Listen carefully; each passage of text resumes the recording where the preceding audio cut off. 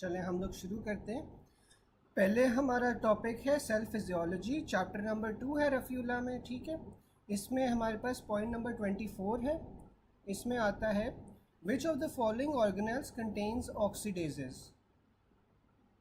अच्छा, 1.7 भी डॉक्टर आलिया, मसला ये आपको आता है, बाकी सबको शायद ना इतना आता हो, फिर क्या हम करेंगे। चलें कोशिश करते हैं, जल्दी जल्दी हम करते हैं। हमारा जौन सा है ना, पहला वाला जो टेबल है इसमें आप देखें कि रफ एंडोप्लाज्मिक रेटिकुलम का लिखा हुआ है। अब जो रफ एंडोप्लाज्मिक रेटिकुलम है वो क्या करता है, वो प्रोटीन्स की सिंथेसिस करवाता है। जो स्मूथ एंडोप्लाज्मिक रेटिकुलम होता है वो आपके पास लिपिड्स और स्टीरॉइड्स की सिंथेसिस करवाता है। ठीक है, साथ में it is involve in catabolism and detoxification of toxic substances. आपको पता है जो स्मूथ एंडोप्लाज्मिक रेटिकुलम होता है, एक तो इसका ये काम हो गया कि लिपिड्स और स्टीरॉइड्स बना रहे हैं, साथ में इसका क्या काम है कि ये कैटाबोलिज्म करवा रहा है, यानी कि जो टॉक्सिक सब्सटेंसेस है उनका ब्रेक डाउन करवा रहा है, उनकी डिटॉक्सिफिकेशन करवाता है। फिर हमारे पास राइबोसोम्स आ जाते हैं। जो राइबोसोम्स होता है उनका क्या काम होता है, राइबोसोम्स सिंथेसिस ऑफ प्रोटीन्स करवा रहे होते हैं। गोल्जी ऑपरेटस का क्या काम होता है, Golgi apparatus is involve in packaging, processing, labelling proteins. ठीक है, उसके बाद हमारे पास लाइसोसोम्स आ जाता है। जो लाइसोसोम्स होते हैं ये अराइज करते हैं फ्रॉम द गोल्जी ऑपरेटस। ठीक है, गोल्जी ऑपरेटस से ही लाइसोसोम्स निकलते हैं। इनके अंदर आपके पास हाइड्रोक्सिलेसेस होते हैं। ठीक है, अब जो हाइड्रोक्सिलेसेस होते हैं वो क्या करवाते हैं, वो ब्रेक डाउन करवा रहे होते हैं सब्सटेंसेस का।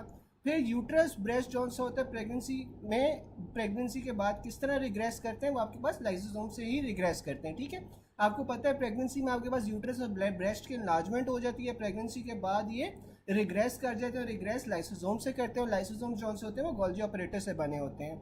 फिर आपके पास पेरोक्सिसोम्स आ जाते हैं। जो पेरोक्सिसोम्स हैं वो आपके पास स्मूथ एंडोप्लाज्मिक रेटिकुलम से ओरिजिनेट करेंगे, और जो पेरोक्सिसोम्स हैं इनमें आपके पास ऑक्सीडेजेज होंगे, वो हाइड्रोजन डाइऑक्साइड होगी, और साथ में आपके पास कैटालेजेस होंगे। ठीक है, सिंगल मेम्ब्रेन होते हैं, लॉन्ग चेन फैटी ऑक्सीडेशन में ये आपके पास हेल्प करते हैं। फिर आपके पास सेंट्रोसोम्स आ जाते हैं। जो सेंट्रोसोम्स होते हैं उनका क्या काम होता है कि जब क्रोमोसोम्स की सेल डिवीजन हो रही होती है तो ये आपके पास मूवमेंट ऑफ क्रोमोसोम्स के अंदर सेंट्रोसोम्स हेल्प करते हैं। फिर आपके पास माइटोकॉन्ड्रिया आ जाते हैं। जो माइटोकॉन्ड्रिया होते हैं उन्हें आप energy houses of the cell भी कहते हो। ये सेल्फ रेप्लिकेटिंग होते हैं क्योंकि इनका अपना डीएनए होता है, इनका सिंथेसिस जौन सी होती है ये एटीपी की करवा रहे होते हैं, इसीलिए आप इसे एनर्जी हाउस ऑफ सेल कहते हो, और ये इनिशिएशन करवाते हैं एपोप्टोसिस की। ठीक है, माइटोकॉन्ड्रिया एपोप्टोसिस जौन सा होता है उसकी इनिशिएशन करवा रहे होते हैं। फिर हमारे पास माइटोकॉन्ड्रिया की एमसीक्यूज आ रहे हैं, विच ऑर्गेनेल सेल्फ रेप्लिकेटिंग होता है। तो माइटोकॉन्ड्रिया जौन सा होता है वो सेल्फ रेप्लिकेटिंग होता है।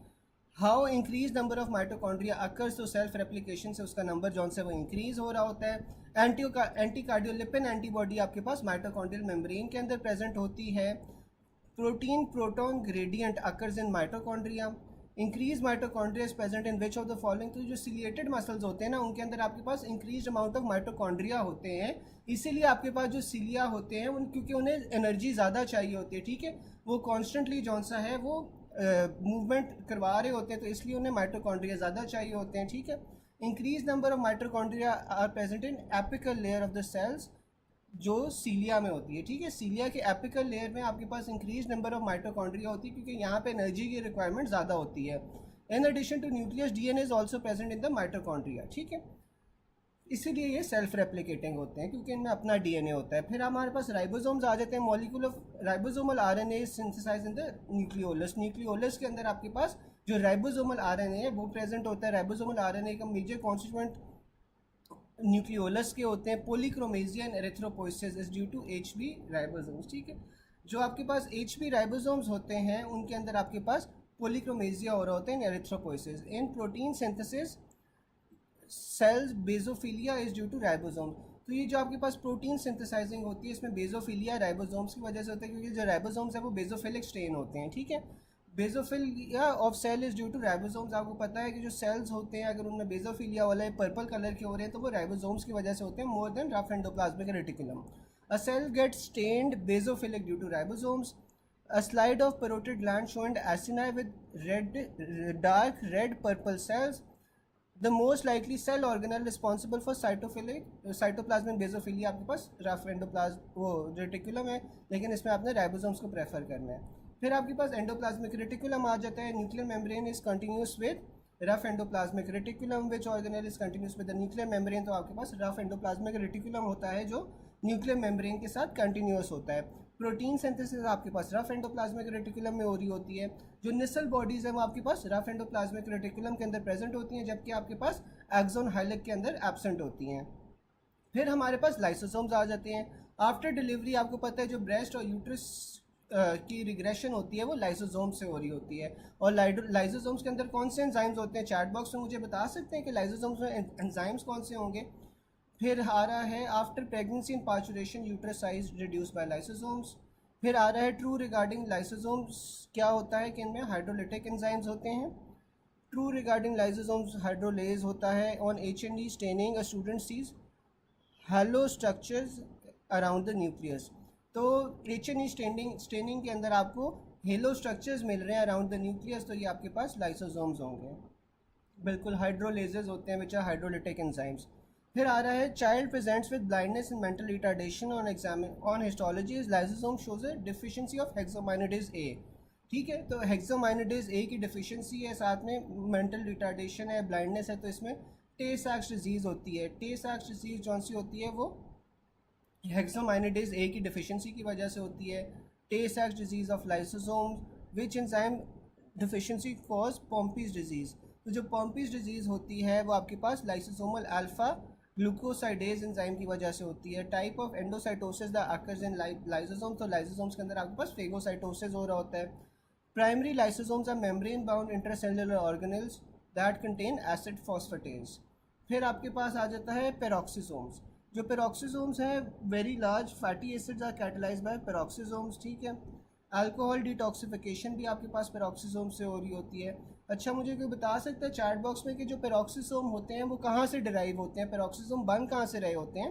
इन cells enzyme oxidases are present in peroxisome. Alcohol detoxification भी आपके पास पेरोक्सिसोम से हो रही होती है। Hydrogen peroxide is found in peroxisomes. फिर bactericidal agents such is O2 and H2O2 are produced in neutrophils from peroxisomes. बिल्कुल, स्मूथ एंडोप्लाज्मिक रेटिकुलम से आपके पास ये पेरोक्सिसोम्स बन रहे होते हैं। इनका काम क्या होता है, फैटी एसिड्स की डिटॉक्स ऑक्सीडेशन करवाते हैं, साथ में अल्कोहल की डिटॉक्सिफिकेशन करवा रहे होते हैं। बिल्कुल। फिर आपके पास गोल्जी ऑपरेटस आ जाता है। Fatty acid and glycerol combine in the Golgi apparatus. Fatty acids converted to neutral fats in Golgi apparatus. अब ये गोल्जी ऑपरेटस है ना, इसके अंदर आपके पास फैटी एसिड्स के 3 मॉलिक्यूल और एक ग्लिसरॉल का मॉलिक्यूल मिलके फैट्स बना रहा है। ठीक है, तो ये न्यूट्रलाइज होते हैं फैट्स यहाँ पे। Final packaging and release of substances occur from which organelle in the cells. तो आपके पास ये जो पैकेजिंग वाला काम होता है ये सारा गोल्जी ऑपरेटस का होता है। ट्रांसपोर्ट वाला काम भी सारा गोल्जी ऑपरेटस का होता है। The organelle which is scanner shape cisternae with concave facing the nucleus. तो ये जो आपके पास गोल्जी ऑपरेटस होते हैं ना, इनमें आपके पास स्कैनर शेप सिस्टर्न्स होते हैं, कंकेव होते हैं, न्यूक्लियस को फेस कर रहे होते हैं। A cell active in protein synthesis, तो इसमें आपके पास डेंस प्रोमिनेंट न्यूक्लियोलस होता है, क्योंकि न्यूक्लियोलस के अंदर आपके पास रफ एंडोप्लाज्म वो राइबोसोमल आरएनए पड़ा होता है ना, ये जो न्यूक्लियोलस होता है इसमें, तो इस वजह से ये आपके पास डेंस प्रोमिनेंट न्यूक्लियस होगा जो प्रोटीन सिंथेसिस के टाइम पे होगा। Secretory vesicles of cells are synthesized in the Golgi apparatus. Misfolded proteins formed by Golgi are degraded by proteosomes. अब गोल्जी ने अगर कोई मिसफोल्डेड प्रोटीन्स बना दी हैं तो ये मिसफोल्डेड प्रोटीन्स कौन सी होती हैं, वो डिग्रेड होती हैं bye प्रोटियोसोम्स। It also comes as during protein synthesis in the endoplasmic reticulum and the Golgi apparatus, defective structures are detected and abnormal proteins are degraded by the proteosomes. Most growth hormones have their receptor located on the plasma membrane. How do erythrocytes prevent from oxidative stress? तो erythrocytes में ना आपके पास HMP shunt होता है, और ये जो HMP shunt है ये एरिथ्रोसाइट्स को बचा रहा होता है फ्रॉम ऑक्सीडेटिव स्ट्रेस, क्योंकि एरिथ्रोसाइट्स के अंदर कोई न्यूक्लियस वगैरह तो होता नहीं है, तो ये HMP शंट जॉनसन है इसे ऑक्सीडेटिव स्ट्रेस से बचा रहा होता है। ठीक है, यहाँ तक किसी को कोई कन्फ्यूजन हो या कोई पॉइंट ना समझ आया हो?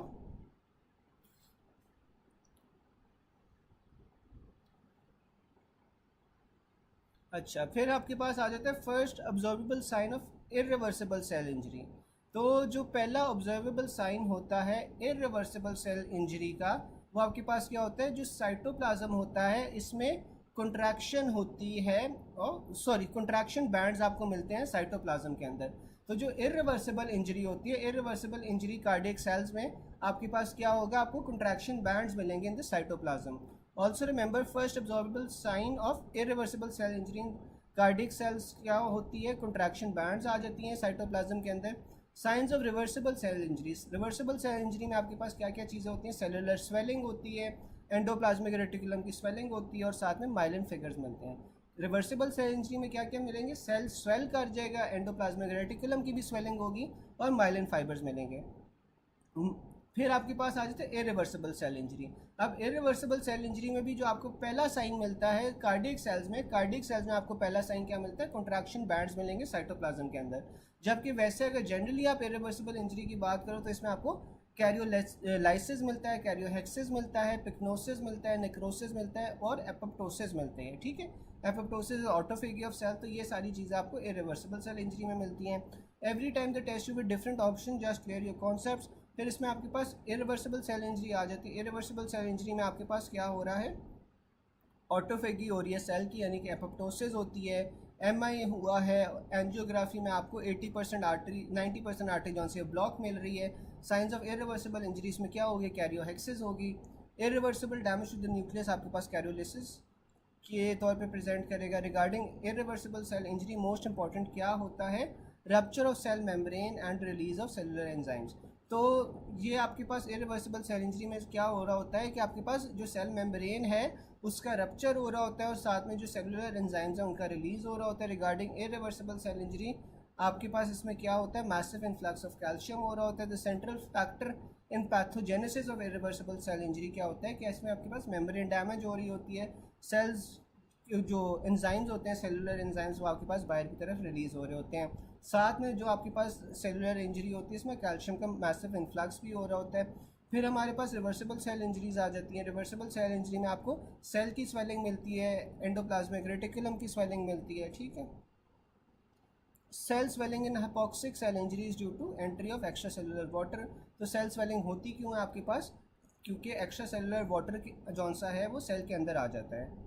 ठीक है, फिर आपके पास जौन सा है insulin needed for glucose transport in skeletal muscles. तो आपको इंसुलिन चाहिए होता है ग्लूकोज ट्रांसपोर्ट के लिए स्केलेटल मसल्स में। अच्छा, आप मुझे कोई बता सकता है कि वो कौन सा ट्रांसपोर्टर होगा जिससे आपके पास ग्लूकोज की एंट्री होगी इन स्केलेटल मसल्स। इंसुलिन कौन से रिसेप्टर्स के साथ बाइंड करेगी जिस वजह से आपके पास ग्लूकोज की एंट्री होगी स्केलेटल मसल्स में।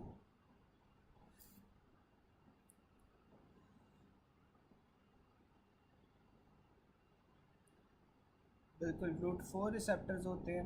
फिर आपके पास आ जाता है insulin increases the entry of glucose into cell skeletal muscles. Insulin independent uptake of glucose occurs in exercising skeletal muscles. ठीक है, अब जो आपके पास नॉर्मल स्केलेटल मसल्स होते हैं ना विच आर एट रेस्ट, तो जो आपके पास रेस्ट वाले स्केलेटल मसल्स होते हैं उनके अंदर ग्लूकोज की एंट्री के लिए आपको इंसुलिन चाहिए होती है। ठीक है, लेकिन जो एक्सरसाइजिंग स्केलेटल मसल्स होते हैं, एक्सरसाइजिंग स्केलेटल मसल्स के अंदर जो ग्लूकोज की एंट्री हो रही होती है that is independent of insulin. ठीक है, फिर आपके पास आ जाता है remember the mnemonic break lips.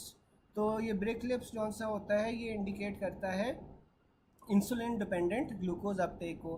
तो इंसुलिन डिपेंडेंट ग्लूकोज अपटेक आपके पास कहाँ कहाँ हो रही होती है, ब्रेन में हो रही होती है, आरबीसीज में, इंटेस्टाइन में, कॉर्निया में, किडनी में, लिवर में, आइलेट बीटा सेल्स में, प्लेसेंटा में और साथ में स्पर्मेटोसाइट्स में। ठीक है, तो ये सारी जगहों पे आपके पास जौन सा है इंसुलिन इंडिपेंडेंट आपके पास ग्लूकोज अपटेक हो रहा होता है।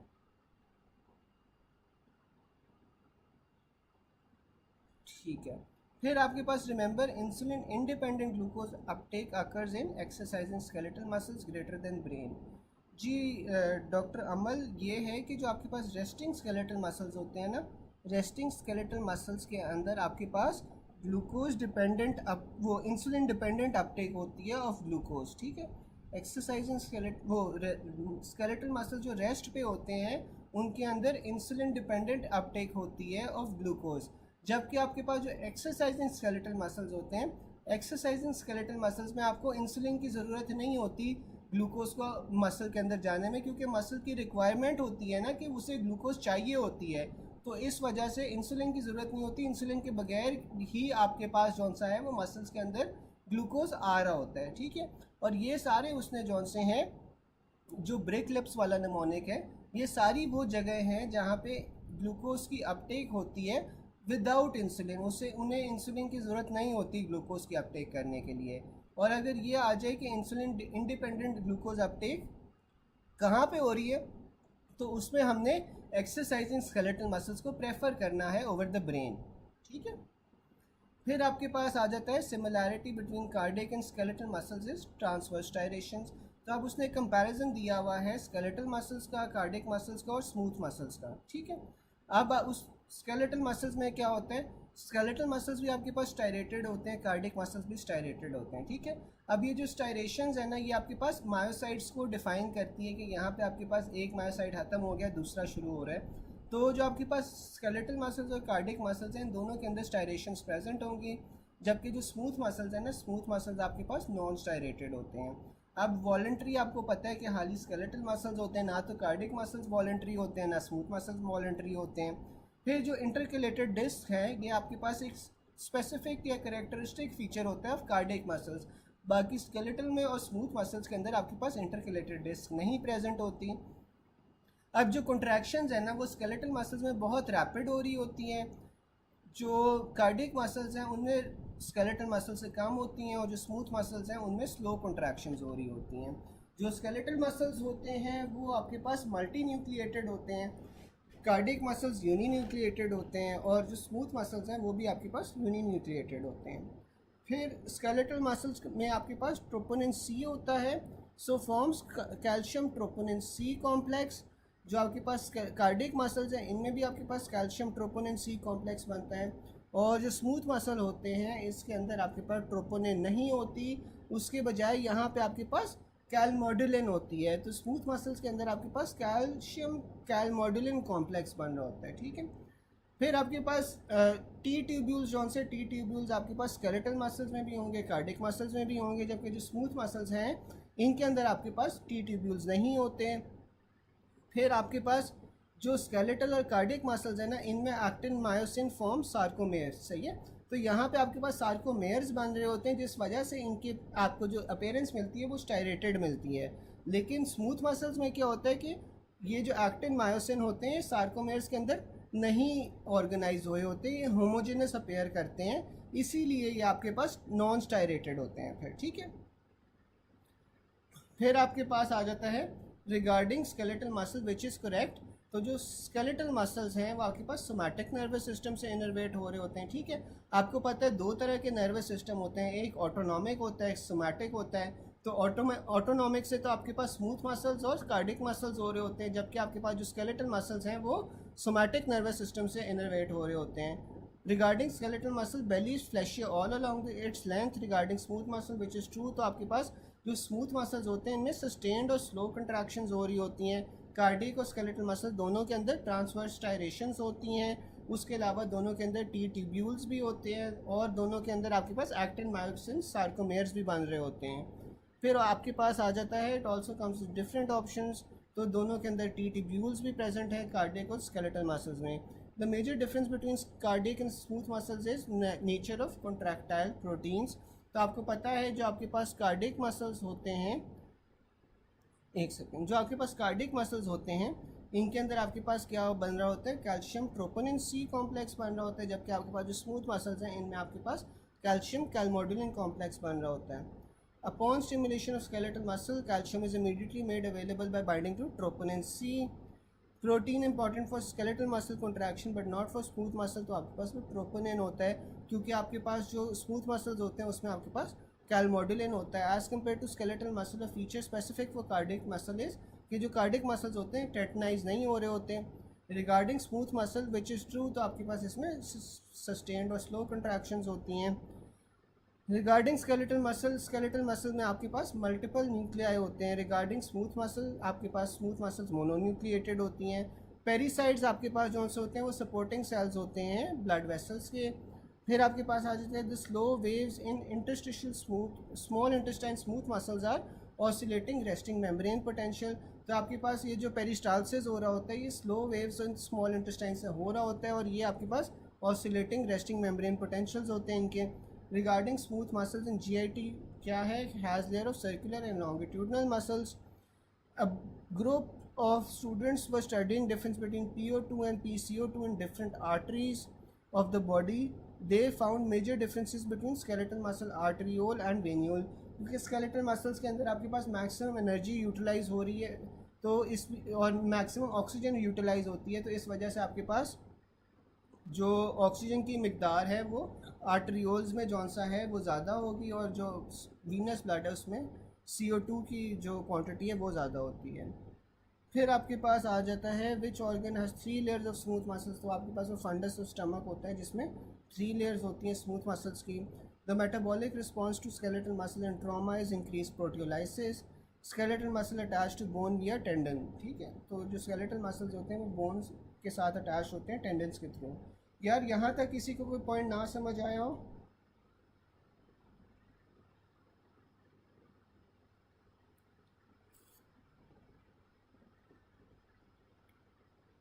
यहाँ तक किसी को कोई पॉइंट ना समझ आया हो?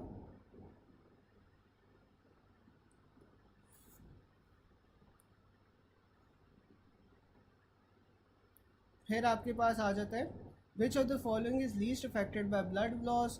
तो आपके पास जो स्केलेटल मसल्स होते हैं वो सबसे कम इफेक्ट होते हैं ब्लड लॉस से। In exercise blood flow is increase to skeletal muscles, क्योंकि वहाँ पे आपको ब्लड ज़्यादा चाहिए होता है। In a healthy man metabolic requirements exceeds the blood circulation to deliver oxygen in skeletal muscles. अब एक हेल्दी मैन है उसमें मेटाबॉलिक रिक्वायरमेंट्स कौन सी हैं, वो एक्सीड कर रही हैं the blood circulation to deliver oxygen in skeletal muscles. फिर आपके पास आ जाता है energy in excess of resting during contraction of skeletal muscle is called initial heat. तो जो आपके पास एनर्जी होती है जो कि इन एक्सेस होती है ऑफ रेस्टिंग ड्यूरिंग कंट्रैक्शन, तो आपके पास वो इनिशियल हीट होती है। Which of the following causes rigor mortis in skeletal muscles. तो राइगर मोर्टिस आपके पास क्यों हो रहा होता है? ATP कम होने की वजह से। Cross bridge in sarcomere in skeletal muscles are made up of myosin. तो ये जो आपके पास क्रॉस ब्रिजेस बन रहे होते हैं बट सार्कोमेयर्स के दरमियान, ये आपके पास मायोसिन से बन रहे होते हैं। In full contraction of skeletal muscle the following changes take place. तो आपके पास जो 2 Z डिस्क होती हैं एंड पे, वो टच करती हैं the edges of the myosin filaments. ठीक है, फिर आपके पास आ जाता है रिगार्डिंग मेम्ब्रेन पोटेंशियल। जो आपके पास मेम्ब्रेन पोटेंशियल होता है वो किस तरह अचीव होता है? पोटेशियम के फ्लक्स से। डीपोलराइजेशन में क्या हो रहा है? डीपोलराइजेशन के अंदर सोडियम का इन्फ्लक्स हो रहा होता है। रीपोलराइजेशन में क्या होगा? रीपोलराइजेशन के अंदर पोटेशियम का आउटफ्लक्स हो रहा होगा। हाइपरपोलराइजेशन में क्या होता है? After the action potential is over, potassium channels remain open, membrane potential becomes close to the potassium equilibrium. Plateau phase में क्या हो रहा होता है? प्लेट्यू फेज में आपके पास कैल्शियम अंदर जा रहा होता है, पोटेशियम बाहर जा रहा होता है। रेस्टिंग मेम्ब्रेन पोटेंशियल जौन सा होता है वो आपके पास किस तरह अचीव होता है? पोटेशियम के आउटफ्लक्स से। वाइल मेंटेन अगर वो पूछ ले तो वो मेंटेन आपके पास सोडियम पोटेशियम ATPase पंप कर रहा होता है। ठीक है, मेंटेन आपके पास सोडियम पोटेशियम ATPase पंप कर रहा होता है। रेस्टिंग मेम्ब्रेन पोटेंशियल को अचीव किस तरह हो रहा होता है? जब पोटेशियम का आउटफ्लक्स होता है। रिगार्डिंग कैट इलेक्ट्रॉनिक पोटेंशियल, तो ये जो आपके पास पोटेंशियल होता है इसमें आपके पास ऑल और नन प्रिंसिपल जौन सा होता है वो अप्लाई हो रहा होता है। Hyperpolarisation of neurons is due to influx of potassium. Resting membrane potential is maintained by, अगर वो मेंटेन का पूछ रहे हैं तो ये सोडियम पोटेशियम पंप होता है। न्यूरोनल रीपोलराइजेशन अगर वो पूछ ले कि होती क्यों है, रीपोलराइजेशन क्यों होती है, तो पोटेशियम के इफ्लक्स की वजह से हो रही होती है। After hyperpolarization in action potential there is increase of which of the following, तो पोटेशियम क्या इंक्रीज हो जाएगा। About astrocytes action potential is generated with increase extra cellular potassium. Reabsorption due to potassium efflux, अच्छा, depolarization due to influx of sodium, but it is different in organ of Corti. Which of these is responsible for depolarization of action potential in organ of Corti? तो organ of Corti में ना थोड़ा सा different होता है। इसमें क्या हो रहा होता है कि पोटेशियम का इन्फ्लक्स हो रहा होता है। ठीक है, वैसे सोडियम का इन्फ्लक्स होता है, लेकिन ऑर्गन ऑफ Corti के अंदर आपके पास पोटेशियम का इन्फ्लक्स हो रहा होता है। Hair cells in the ear are unusual in that they use potassium influx for depolarization rather than sodium. Utricle hair depolarisation क्यों होती है? पोटेशियम इन्फ्लक्स की वजह से। फिर आपके पास आ जाता है एक्शन पोटेंशियल रिड्यूस कब होगा? जब हाइपोनेट्रीमिया होगी, सोडियम कम होगा, तो कम सोडियम अंदर की तरफ आएगा तो एक्शन पोटेंशियल पे रिड्यूस हो जाएगा। In 40% deep burn cases iron loss due to decrease action potential, आपके पास हाइपोनेट्रीमिया हो रहा है। Local cell response to action potential क्या होता है कि इंक्रीज एम्पलीट्यूड भी हो जाता है विद इंक्रीज स्टिमुलस, ठीक है। जितना ज़्यादा आप स्टिमुलस दोगे उतना ज़्यादा आपके पास जो एक्शन पोटेंशियल है उसका एम्पलीट्यूड इंक्रीज होगा। Excitation of nerve trunk is shown by compound potential regard potential recorded after stimulating nerve trunk depolarisation, आपके पास कंपाउंड पोटेंशियल होता है। रिगार्डिंग माइलिनेटेड फाइबर्स, तो जो माइलिनेटेड फाइबर्स होते हैं उनमें आपके पास ये एक्शन पोटेंशियल इंटर नोड्स पे हो रहा होता है, जिन्हें आप नोड्स ऑफ रैनवियर भी कहते हैं। True regarding action potential is substituent action potential can समेट, तो आपके पास जो मुख्तलिफ जगह से एक्शन पोटेंशियल आ रहा होता है वो सम अप होके एक बड़ा एक्शन पोटेंशियल भी बनाता है, ठीक है। A drug completely blocks sodium channels in nerves, which are the following effects of action potential would it be expected to produce, तो ये आपके पास जो सोडियम चैनल ब्लॉकर्स हैं ये क्या करते हैं, ये आपके पास ब्लॉकेज करवाते हैं of action potential. It also comes as when a nerve fibre replaced in free sodium solution is stimulated, there is no action potential. Nerve fiber placed in sodium free water medium, threshold stimulus was given, तो आपके पास अगर sodium free water medium है तो जाहिर है इसमें फिर action potential नहीं होगा। Sodium inactivating gate closing represent which phase of the action potential, तो आपके पास ये एब्सोल्यूट रिफ्रैक्टरी फेज होता है जहाँ पे आपके पास सोडियम चैनल्स की इनएक्टिवेशन है, तो आपके पास कोई नया एक्शन पोटेंशियल नहीं आ सकता इस टाइम पे। A fisherman after burn was brought to the ER, which of the following electrolyte imbalance causes a decrease in height and slope, तो ये आपके पास हाइपोनेट्रीमिया होगा। Which of the following decrease in height and slope, तो ये hyponatraemia होगा। फिर उसने बताया है कि हाइपोकलीमिया, अगर आपके पास हाइपोकलीमिया हो जाए तो वो आपके पास फिर हाइपर पोलराइजेशन हो रही होती है, ठीक है। Hyper excitability of nerves occurs if decreased extracellular calcium. Nerve stimulation is more difficult to create an action potential in which conditions, तो आपके पास जब nerve stimulation difficult to create हो जाए तो आपके पास हाइपोकलीमिया होगा, जबकि decrease height of action potential हो जाए तो वो आपके पास हाइपोनेट्रीमिया की वजह से होती है, ठीक है। The initiation of action potential in skeletal muscles by stimulating motor nerve requires the release of acetylcholine, आपको पता है कि जो न्यूरोमस्कुलर जंक्शन होता है, न्यूरोमस्कुलर जंक्शन में आपके पास जो होता है वो एसिटाइलकोलिन होता है, ठीक है। फिर आ जाता है slow waves in small intestine, smooth muscles are oscillating resting membrane potentials. Which of the following causes rigor mortis, तो आपके पास रिगर मोर्टिस डिक्रीज एटीपी की वजह से होता है। The EEG usually exhibits rhythmical potential fluctuations. The underlying rhythmic neuron activity of cortex has its pacemaker chiefly in the reticular formation. Receptor acts as transducers by increasing response to repeated stimulus, ठीक है। अब जो आपको पता है receptors होते हैं वो ट्रांसड्यूसर्स के तौर पे एक्ट करते हैं। इसका क्या मतलब है कि जो रिसेप्टर्स होते हैं वो one form of energy into another form of energy को के अंदर कन्वर्ट कर रहे होते हैं, ठीक है। और ये जो दूसरी फॉर्म ऑफ एनर्जी है वो क्या होती है, इलेक्ट्रिकल एक्टिविटी होती है जिसके अंदर ये रिसेप्टर्स कन्वर्ट कर रहे होते हैं। और ये किस तरह एक्ट करते हैं, by increasing response to repeated stimulus, ठीक है। अच्छा, यहाँ तक किसी को कोई बात ना समझ आई हो? Doctor Amal, doctor Mohammed, doctor Kaukab, doctor Aamna, doctor Sadia, doctor Ayesha, सबको समझ आ रहा है अभी तक?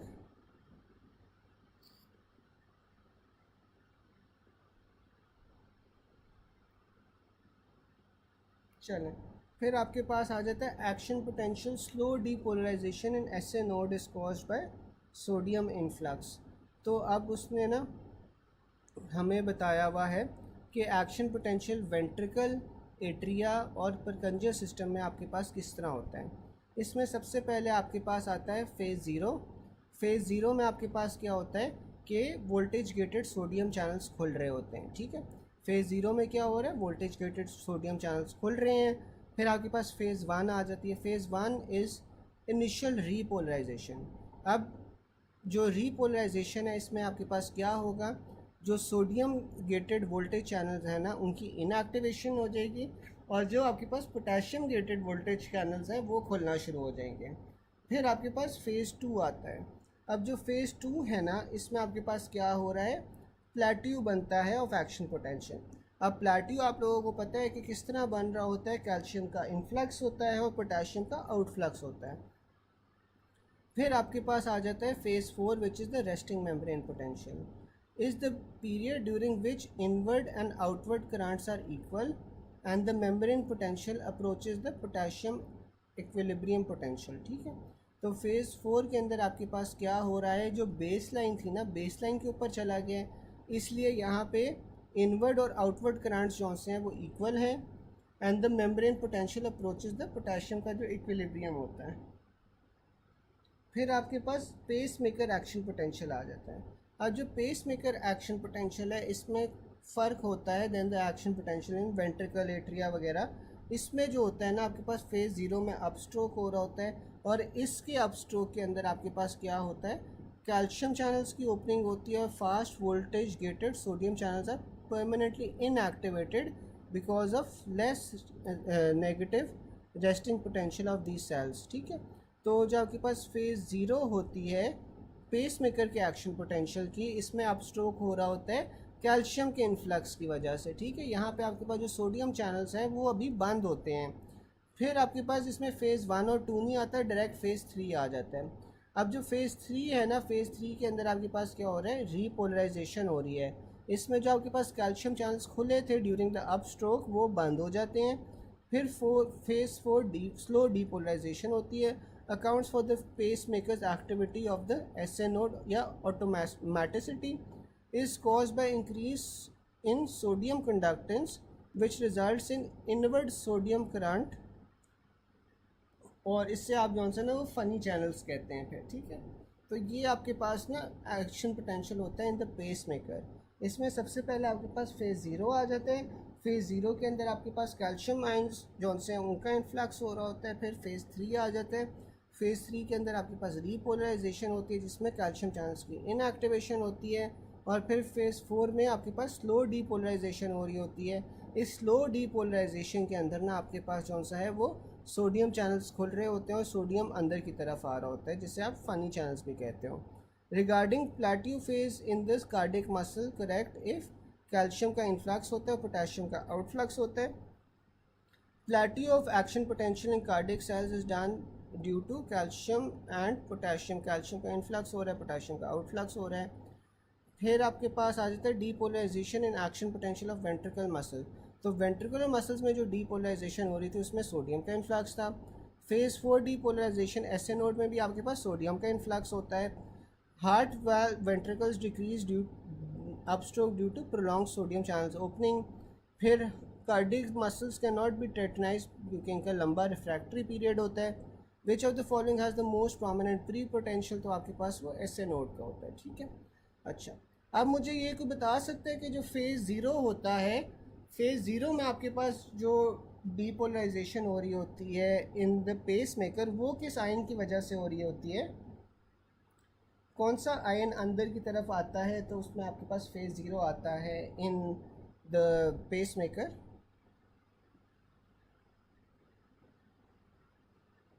बिल्कुल कैल्शियम आता है। ठीक है, और फ़ेज़ 4 कब आता है, फ़ेज़ 4 के अंदर किस आयन की मूवमेंट हो रही होती है पेस मेकर में,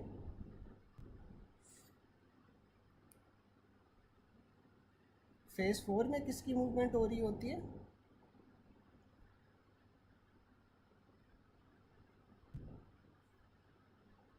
बिल्कुल फ़ेज़ 4 के अंदर आपके पास सोडियम की मूवमेंट हो रही होती है।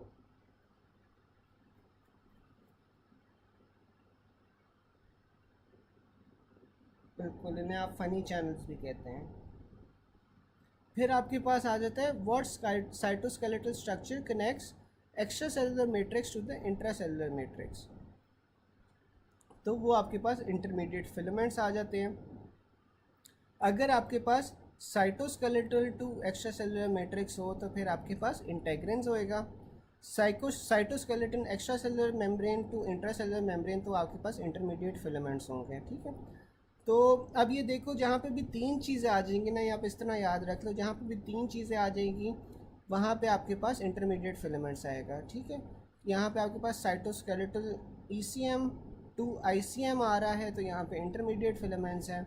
अगर आपके पास हाली साइटोस्केलेटल से ईसीएम हो तो तब आपके पास फिर इंटेग्रेंस आ जाता है।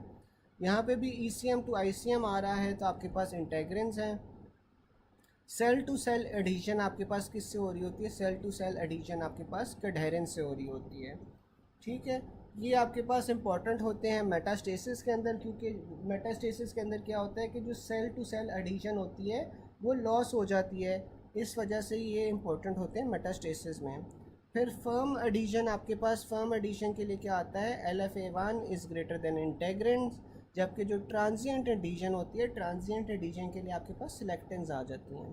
अब जो ट्यूमर होता है वो स्प्रेड किस तरह करता है? Tumour spreads by the loss of E cadherin. Metastasis occurs due to degeneration of E cadherin. Mechanism of tumour metastasis में क्या हो रहा होता है? डाउन रेगुलेशन हो रही होती है ई कैडहेरेन की। हार्ट आपका एक सिंसिटियम के तौर पे एक्ट करता है, यानी कि एक साथ कॉन्ट्रैक्ट कर रहा होता है due to presence of gap junctions. फिर आपके पास डेस्मोसोम्स आ जाते हैं। जो डेस्मोसोम्स होते हैं वो आपके पास साइटोकेरेटिन, कैडहेरिन और इंटरमीडिएट फिलामेंट से बने होते हैं। डेस्मोसोम्स साइटोकेरेटिन, कैडहेरिन और इंटरमीडिएट फिलामेंट से बने होते हैं। Which structure connects the two epithelial cells. Tight junction जौन से होते हैं ना, दो एपिथेलियल सेल्स को आपस में कनेक्ट कर रहे होते हैं। The extracellular matrix and the cytoskeleton communicate across the cell membrane through which of the following, तो आपके पास में इंटेग्रिन से कनेक्टेड होते हैं। फिर a small silver piece stuck in wood becomes embedded in the finger of a 25-year-old man.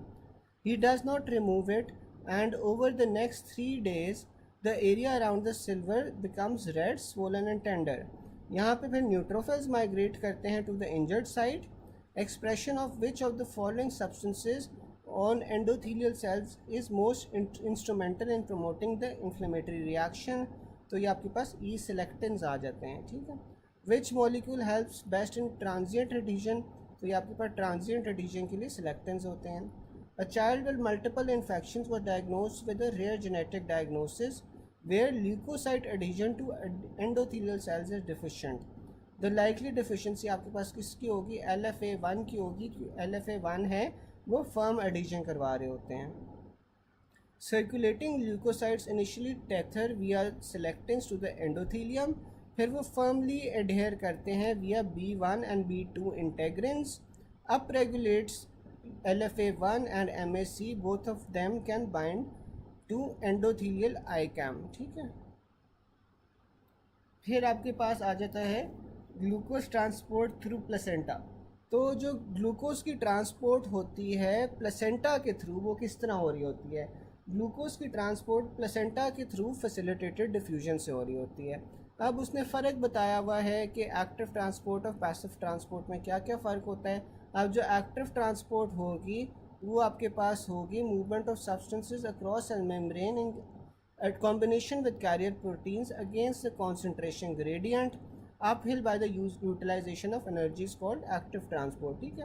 Active transport में आपके पास क्या हो रहा है? अपहिल मूवमेंट होती है अगेंस्ट द कॉन्सेंट्रेशन ग्रेडियंट, और इसमें आपके पास कैरियर प्रोटीन्स आपको रिक्वायर्ड होती हैं और साथ में एनर्जी भी लगती है। फिर आपके पास पैसिव ट्रांसपोर्ट आ जाती है। पैसिव ट्रांसपोर्ट के अंदर आपके पास कोई एनर्जी नहीं लग रही होती और ये डाउन हिल जा रहे होते हैं विद द कॉन्सेंट्रेशन ग्रेडियंट। इसमें आपके पास सबसे पहले सिंपल डिफ्यूजन आ जाती है। जो सिंपल डिफ्यूजन होती है वो कैरियर मीडिएटेड नहीं होती। यहाँ पे आपके पास मूवमेंट हो रही होती है across the cell membrane down in electrochemical gradient. जो फैसिलिटेटेड डिफ्यूजन होती है वो कैरियर मीडिएटेड होती है। इसमें क्या होता है? Movement of substances across the cell membrane down in electrochemical gradient, लेकिन यहाँ पे आपको कैरियर मीडिएटेड प्रोटीन्स की ज़रूरत होती है। फिर आपके पास ऑस्मोसिस आ जाती है। ऑस्मोसिस मूवमेंट ऑफ वाटर होती है फ्रॉम लो सोल्यूट कॉन्सेंट्रेशन, जहाँ पे पानी ज़्यादा होता है सोल्यूट्स कम होते हैं, to a higher solute concentration जहाँ पे सोल्यूट ज़्यादा होंगे, through a semi permeable membrane. फिर आपके पास आ रहा है if a drug weighs less than 100 decibels transport occurs via diffusion, ठीक है। तो अगर आपके पास ड्रग का वेट जौन सा है वो 100 डेसिबल से कम है तो आपके पास ट्रांसपोर्ट होती है विया डिफ्यूजन, लेकिन अगर वेट 100 से ज़्यादा है तो तब आपके पास ट्रांसपोर्ट होगी via pinocytosis. A drug with molecular weight 100 will go into cell via which process, तो 100 या उससे ज़्यादा है तो आपके पास पिनोसाइटोसिस होगी। Facilitated diffusion of which substances occurs in the intestine, तो फैसिलिटेटेड डिफ्यूजन आपके पास फ्रुक्टोज की हो रही होती है। Which of the following is absorb from small intestine by facilitated diffusion, तो आपके पास वो फ्रुक्टोज होता है। Which of the following substances must be further digested before it can be absorb by specific carriers in the intestinal cells, तो आपके पास वो सुक्रोज होती है। Also remember which of the following is maximum in semen composition, तो semen composition के अंदर भी आपके पास मैक्सिमम फ्रुक्टोज होती है। फिर आपके पास आ जाता है पैसिव ट्रांसपोर्ट विच कैरियर मीडिएटेड, तो जो पैसिव ट्रांसपोर्ट होती है जो कैरियर मीडिएटेड होती है उससे आप फैसिलिटेटेड डिफ्यूजन या फैसिलिटेटेड ट्रांसपोर्ट कहोगे। Diffusion of CO2 from blood to alveoli, आपके पास ये पैसिव डिफ्यूजन से हो रही होती है। गैसियस एक्सचेंज जनरली जौन सी है वो पैसिव डिफ्यूजन से ही होती है। It also comes as by which mechanism does oxygen pass from alveoli into blood, तो ये आपके पास पैसिव या सिंपल डिफ्यूजन होती है। Oxygen enters capillaries from alveoli, passive diffusion होगी। फिर absorption of amino acid and glucose in duodenum and jejunum, तो जो अमाइनो एसिड्स और ग्लूकोज आपके पास ड्यूडेनम और जूजिनम में अब्जॉर्ब हो रहे हैं वो आपके पास एक्टिव ट्रांसपोर्ट से होते हैं। क्योंकि देखो जब आप खाना खा रहे होते हो तो आपके पास ऑलरेडी जो सा इंटेस्टाइन है वहाँ पे खाना ज़्यादा होता है, बाहर आपके पास कम होता है, ठीक है। तो यहाँ पे ये एक्टिव ट्रांसपोर्ट से जो सा है वो अब्जॉर्ब होता है। Basic mechanism involve in aqueous humour production, aqueous humour production के अंदर आपके पास जो बेसिक मैकेनिज्म होता है वो क्या होता है, आपके पास एक्टिव सोडियम सिक्रीशन हो रही होती है। First step in CSF formation क्या होती है, फर्स्ट स्टेप CSF फॉर्मेशन में अल्ट्रा फिल्ट्रेशन ऑफ सोडियम हो रही होती है। फिर diffusion of gas is directly proportional to surface area. फिर the diffusion capacity of pulmonary capillaries increases in polycythemia, polycythemia में RBC जो से वो ज़्यादा हो जाते हैं, RBC ज़्यादा हो जाते हैं, जो आपकी डिफ्यूजन कैपेसिटी है वो बढ़ जाती है। Glucose cross the placenta via facilitated diffusion. CO2 diffuses rapidly than oxygen through alveoli due to high diffusion coefficient, तो यहाँ पे आपके पास जो सा होता है डिफ्यूजन कोफिशिएंट आपके पास ज़्यादा होता है, इस वजह से जो CO2 है वो रैपिडली डिफ्यूज़ करती है than oxygen through the alveoli, ठीक है, क्योंकि जो CO2 होता है उसका डिफ्यूजन कोफिशिएंट ज़्यादा होता है। CO2 is transported through passive diffusion. फिर oxygen is transferred from alveoli to pulmonary capillaries by passive diffusion. Which factor is directly proportional for oxygen diffusion, तो आपके पास वो एल्वुलर सरफेस मेम्ब्रेन आ जाती है। Which transport type depends on the cell membrane thickness, तो आपके पास डिफ्यूजन होती है। Basic mechanism involve in aqueous humour production क्या होती है, एक्टिव सोडियम की सिक्रीशन होती है। एक्टिव ट्रांसपोर्ट के लिए आपको पंप चाहिए होता है। रिगार्डिंग कोरॉइड प्लेक्सिस में क्या होता है, एक्टिव ट्रांसपोर्ट ऑफ सोडियम होती है। Glucose and amino acids are absorbed in the proximal tubule by active transport. Water enters into the cell by which of the following, तो वाटर आपके पास pores के थ्रू सेल्स के अंदर enter करता है। Water absorption occurs cell membrane by pores. Water goes from plasma to interstitial fluid by filtration, ठीक है। interstitial fluid में या extracellular space में दोनों जगह पे आपके पास filtration से पानी जा रहा होता है from within the cell to the interstitial fluid and then the extracellular space, ठीक है। यहाँ तक किसी को कोई क्वेश्चन हो, कोई पॉइंट ना समझ आया हो?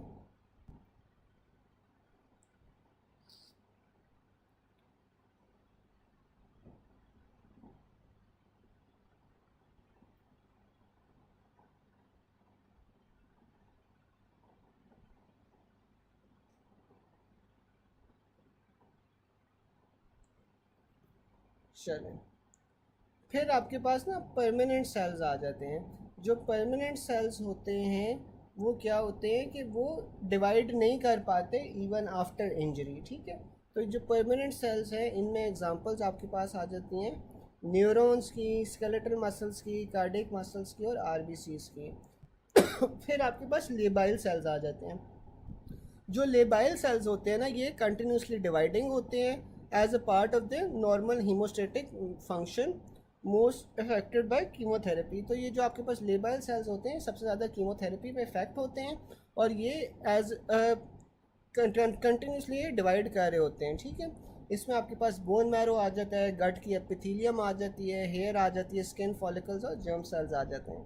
फिर आपके पास स्टेबल सेल्स होते हैं। जो स्टेबल सेल्स होते हैं ना, ये डिवाइड नहीं करते यूजुअली अंडर होम्योस्टैटिक कंडीशंस, लेकिन अगर कोई इंजरी हो जाए तो इंजरी के बाद ये डिवाइड कर सकते हैं। इसमें आपके पास हेपाटोसाइट्स आ जाते हैं, लिम्फोसाइट्स आ जाते हैं, प्रॉक्सिमल कॉन्वुलेटेड ट्यूब्यूल के सेल्स आ जाते हैं और पेरियोस्टियल सेल्स आ जाते हैं।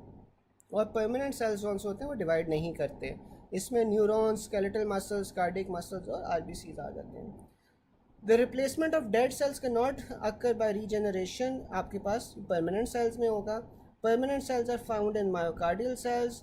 The covering epithelium blood cells आपके पास नॉर्मली लेबाइल सेल्स होते हैं। और फैक्ट्री नर्व सेल्स रिपेयर और change every 2 weeks due to basal cells. तो ये आपके पास ऊपर वाले जो सेल्स होते हैं ना, वो कंटिन्यूसली रीजनरेट कर रहे होते हैं। और कहाँ से कर रहे होते हैं? ये बेसल सेल लेयर से, ठीक है। फिर आपके पास आ जाता है synapses are most likely absent in dorsal root ganglia. तो ये जो डोर्सल रूट गैंग्लिया होता है, ये आप लोगों को पता है कि ये पोस्टीरियरली प्रेजेंट होता है स्पाइनल नर्व्स में, और यहाँ पे आपके पास साइनाप्सिस नहीं होता। विच of the following will happen on excitatory synapse. तो एक्साइटेटरी साइनाप्स के अंदर आपके पास क्या होगा? जो कैटायन होता है उसका इन्फ्लक्स होता है on post synaptically through ligand gated channels. The release of neurotransmitter at the chemical synapse in the central nervous system is dependent upon influx of calcium into the presynaptic terminal. तो यहाँ पे आपके पास जौन सा है ना, वो न्यूरोमस्कुलर जंक्शन की बात करें। न्यूरोमस्कुलर जंक्शन में आपके पास क्या होता है कि कैल्शियम का इन्फ्लक्स होता है in the presynaptic terminal. Calcium के इन्फ्लक्स होने की वजह से आपके पास क्या होता है? एसिटाइल कोलिन के जो वेसिकल्स होते हैं वो फ्यूज़ कर जाते हैं इन द प्रीसिनेप्टिक टर्मिनल, जिस वजह से आपके पास एसिटाइल कोलिन जौन सा होता है वो साइनेप्स के अंदर निकलता है। जब एसिटाइल कोलिन साइनेप्स के अंदर निकलेगा तो वो आपके पास मसल में जो रिसेप्टर्स होते हैं वहाँ पे बाइंड करेगा, जिस वजह से फिर आपके पास मसल की कॉन्ट्रैक्शन होती है। In the CNS most neurons have synapses for more than one neurotransmitter. तो जो CNS होता है उसके अंदर ज़्यादातर न्यूरॉन्स के अंदर साइनेप्सिस होते हैं, एक से ज़्यादा न्यूरोट्रांसमीटर्स के। Unmyelinated nociceptive primary afferent fibers synapse directly to one of the following neurons in the spinal nerve cord. तो आपके पास वो स्पाइनोथैलेमिक न्यूरॉन्स होते हैं। Lamina 1 greater splanchnic nerve synapses कहाँ पे हो रही होती है? सीलिया गैंग्लियन में हो रही होती है। Unmyelinated nociceptive primary afferent fibers synapse directly which of the following neurons in the spinal cord. तो आपके पास ये स्पाइनोथैलेमिक न्यूरॉन्स आ जाते हैं in the lamina propria. A man while working accidentally lands his foot on a pointed object and immediately removed it. Which of the following is involved in withdrawal reflex? तो ये जो withdrawal reflex होता है ये multi synaptic reflex होता है। Nerve induction, one sensation modality at one time, इससे आप क्या कहते हो? लेबल्ड लाइन प्रिंसिपल कहते हो, जिसमें एक सेंसेशन एक ही टाइम के ऊपर जाती है। Under microscope which cell show many dendritic synapses. तो आपके पास ये सेरिबेलर कॉर्टेक्स होता है जिसमें आपके पास मैनी डेंड्रिटिक साइनेप्सिस होती हैं। फिर Purkinje cell bodies are flask shaped like a flask and have many thread-like extensions called dendrites. These are efferent fibers from the cerebellar cortex, ठीक है। cerebellar cortex से ये efferent fibers होते हैं और यहाँ पे फ्लास्क शेप जौन से होता है, और इनमें आपके पास मल्टीपल थ्रेड लाइक जौन से होती हैं, वो एक्सटेंशंस होती हैं डेंड्राइट्स के फॉर्म में। यहाँ तक किसी को कोई चीज़ ना समझ आई हो? गाइस ये सेल वाला चैप्टर आई थिंक ख़त्म हो गया है। इस चैप्टर में से कोई चीज़ ना समझ आई हो तो आप लोग पूछ सकते हो, फिर हम अगले चैप्टर की तरफ चलते हैं।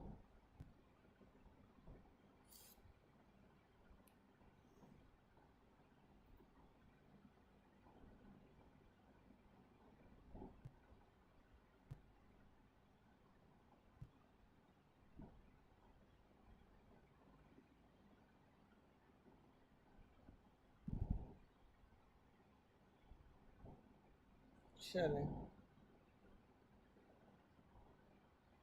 अब हमारे पास अगला चैप्टर कौन सा है? मस्कुलोस्केलेटल कर लेते हैं, फिर उसके बाद पब्लिक हेल्थ कर लेंगे।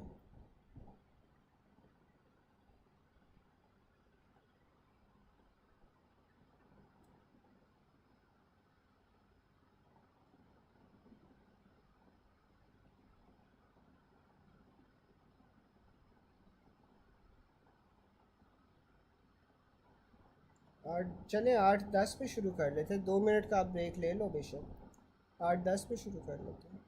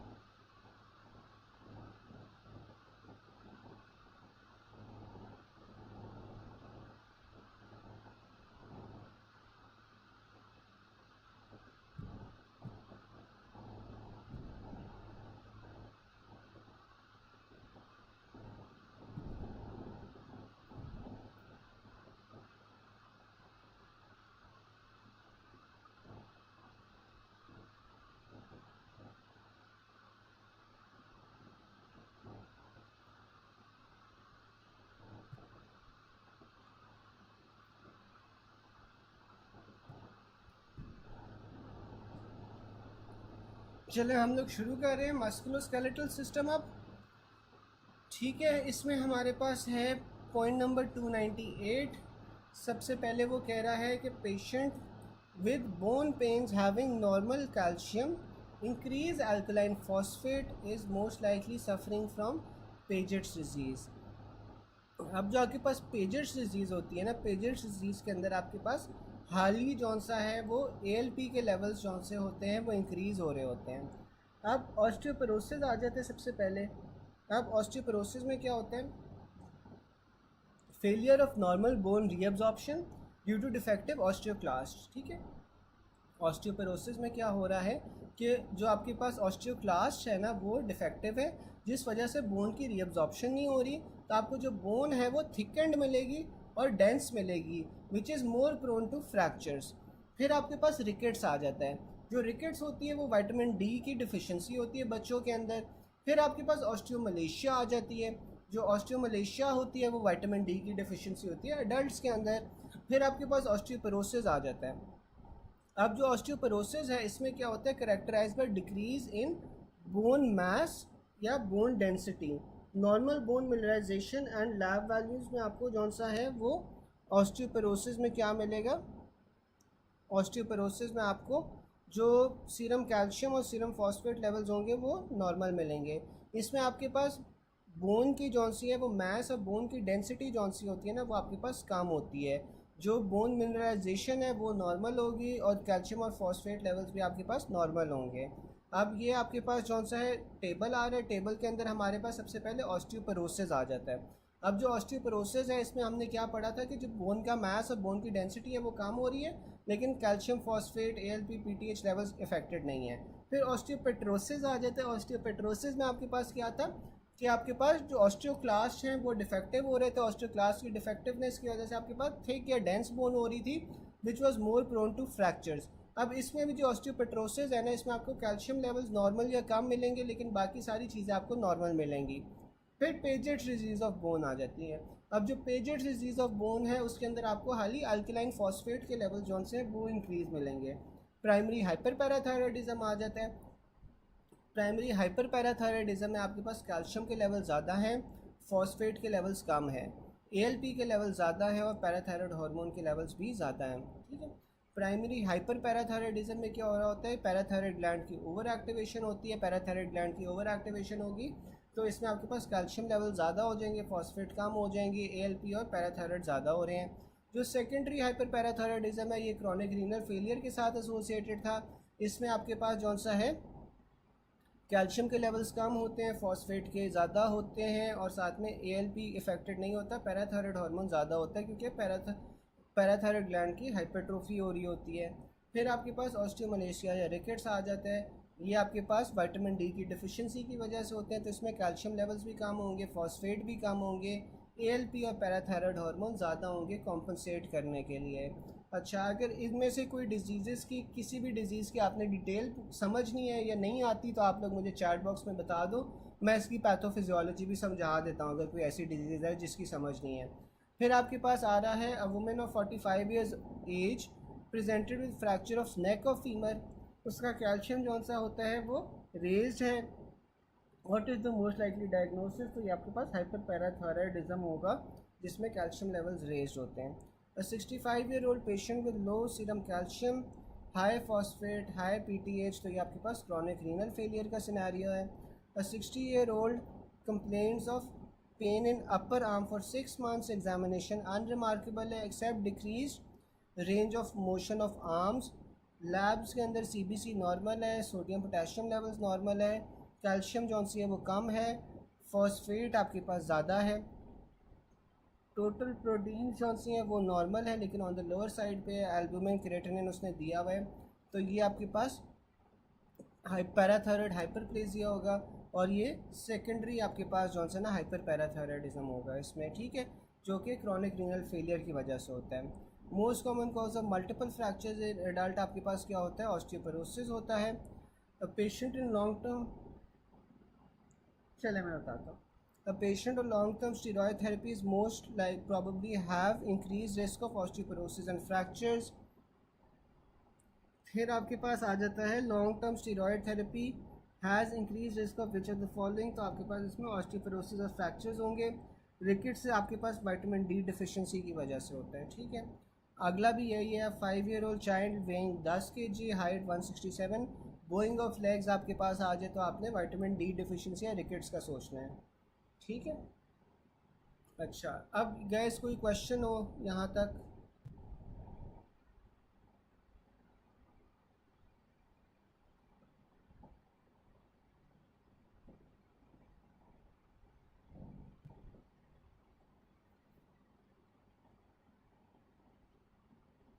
अच्छा, अब ये जो ऑस्टियोपेट्रोसिस होती है, सबसे पहले ऑस्टियोपेट्रोसिस का पूछ रहे थे ना, ऑस्टियोपेट्रोसिस देख लेते हैं। अब जो ऑस्टियोपेट्रोसिस होती है ना, ये जेनेटिक डिसऑर्डर है।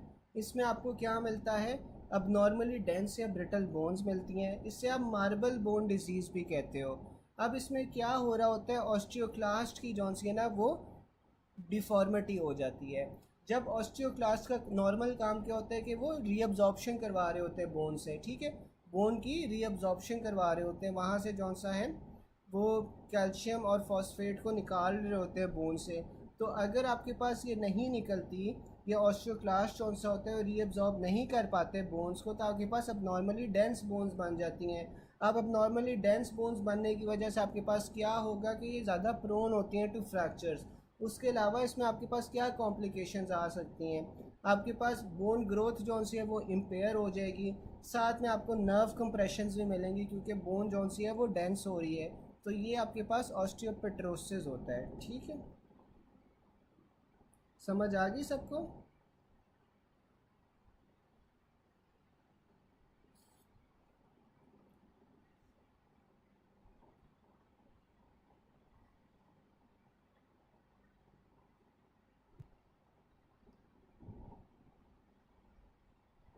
अच्छा, फिर आपके पास ना पेजेट्स डिजीज़ आ जाती है। अब पेजेट्स डिजीज़ में आपके पास क्या हो रहा होता है कि इसके अंदर आपके पास अबनॉर्मल बोन रीमॉडलिंग होती है, ठीक है।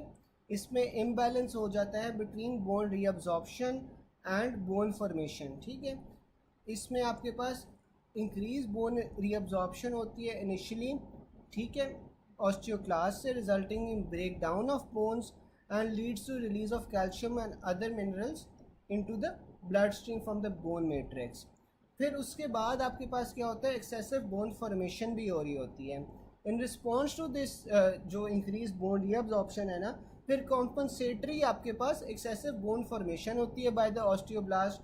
हाउएवर ये जो नई बोन बन रही होती है ना, ये डिसऑर्गेनाइज्ड होती है क्योंकि जल्दी जल्दी में बन रही है, बॉडी को लग रहा है कि बोन टूट बहुत ज़्यादा रही है, रीअब्जॉर्ब बहुत ज़्यादा हो रही है, तो वो ऑस्टियोब्लास्ट को एक्टिवेट कर दी, ऑस्टियोब्लास्ट जल्दी जल्दी नई बोन बनाने की कोशिश करेंगे, लेकिन ये जो नई बोन होगी ना ये डिसऑर्गेनाइज्ड होगी, ठीक है। तो इसमें आपके पास डिसऑर्गेनाइज्ड बोन्स होती हैं और इसमें आपके पास जो बोन्स होती हैं उनमें वास्कुलैरिटी आपके पास इंक्रीज़ हो रही होती है, लेकिन इसमें आपके पास जो बोन डिफॉर्मिटीज़ के चांस होते हैं वो ज़्यादा हो जाते हैं। ठीक है, इसमें फिर बोन डिफॉर्मिटीज़ के चांसेस आपके पास ज़्यादा हो जाते हैं। अब ये होता क्यों है? ये आपके पास जेनेटिक कंपोनेंट्स की वजह से भी होता है, वायरल इन्फेक्शंस की वजह से भी हो सकता है, जैसे पैरामिक्सो वायरस, और ज़्यादातर ये मेल्स में होता है। ठीक है, जो पेजर्स डिजीज़ है।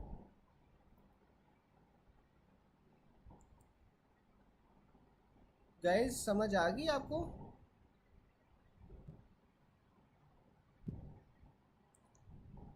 डॉक्टर जोया, डॉक्टर अक्सर समझ आ गई?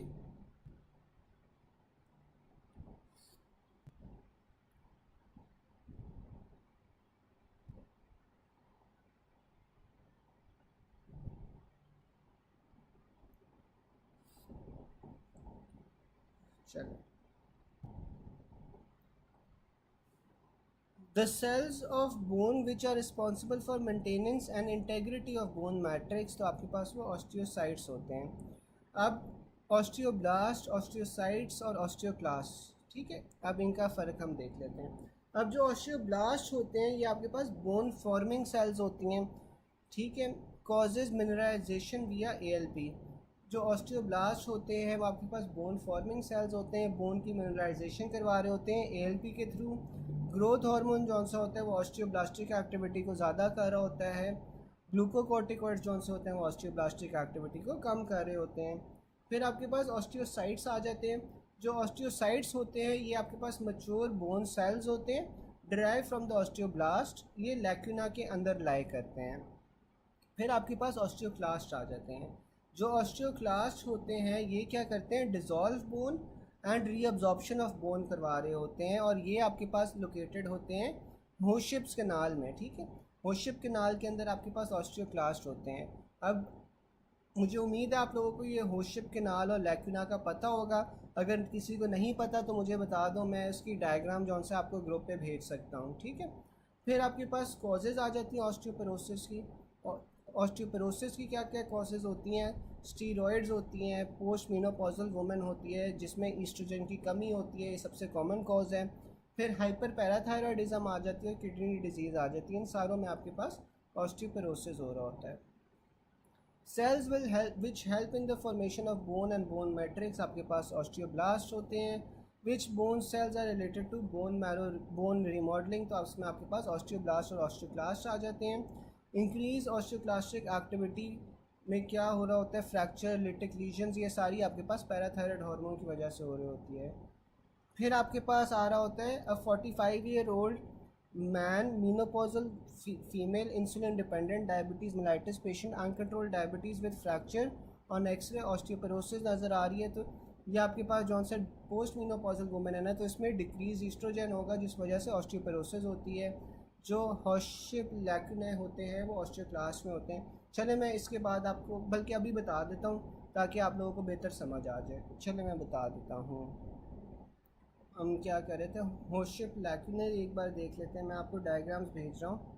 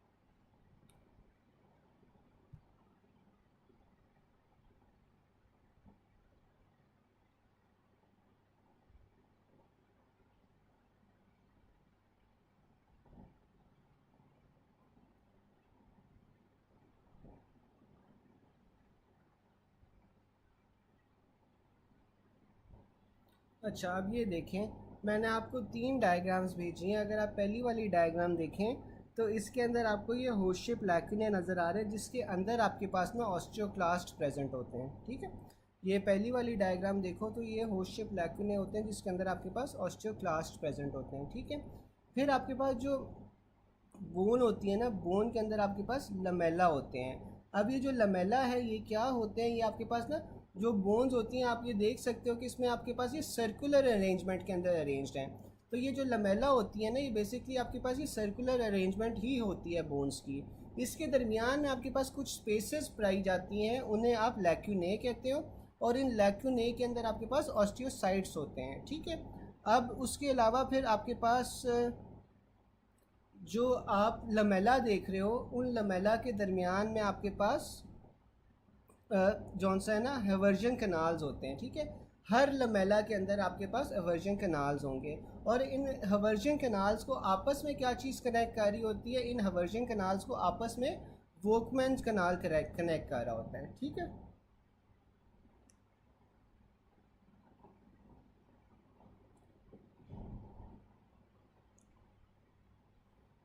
डॉक्टर बुशरा समझ आ गई? बाकी सबको समझ आ गई?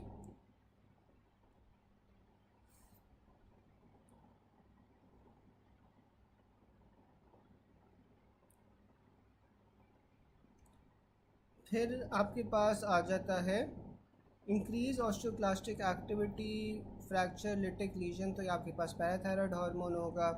About new bone, newly laid uncalcified bone matrix को आप क्या कहते हो, ऑस्टियोइड कहते हो। फिर आपके पास आ जाती है which cell is primarily responsible for production of alkaline phosphatase, तो ये अल्कलाइन फॉस्फेटेज कौन सा होता है आपके पास, ऑस्टियोब्लास्ट से प्रोड्यूस हो रहा होता है। फिर prostate carcinoma patient shows metastatic lesions आपके पास किस में होती हैं, ऑस्टियोब्लास्ट में होती हैं। अबाउट बोन, बोन के अंदर जो सी है वो आपके पास एपोजिशनल ग्रोथ होती है। ठीक है, which of these is associated with new bone formation, तो आपके पास ऑस्टियोब्लास्ट हो जाएगी। अबाउट रिगार्डिंग कॉम्पैक्ट बोन, आपके पास कॉम्पैक्ट बोन के अंदर सर्कमफ्रेंशियल लमेला होते हैं, फॉर्म ऑस्टियन। ये जो अभी आप स्ट्रक्चर पढ़ रहे थे, ये जो अभी मैंने आपको तस्वीरें दिखाई हैं, ये कॉम्पैक्ट बोन का स्ट्रक्चर है। ठीक है, जिसमें आपके पास सर्कमफ्रेंशियल लमेला प्रेजेंट है। लमेला के अंदर जो आपके पास स्पेसेस होंगी उससे आप क्या कहोगे, लैक्यूने कहोगे। लैक्यूने के अंदर क्या चीज़ प्रेजेंट होती है, लैक्यूने के अंदर आपके पास ऑस्टियोसाइट्स होते हैं। ठीक है, फिर आपके पास ना दूसरा क्या चीज़ आ रहा था, होशिप लैक्यूने आ जाते हैं। जो होशिप लैक्यूने हैं वहाँ पे आपके पास क्या होते हैं, वहाँ पे ऑस्टियोक्लास्ट प्रेजेंट होते हैं। एक लैक्यूना के अंदर आपके पास क्या होगा, कौन सा कनाल होगा, कोई मुझे बता सकता है? जो एक सिंगल लैक्यूना होता है उसके अंदर आपके पास कौन सा कनाल प्रेजेंट होता है?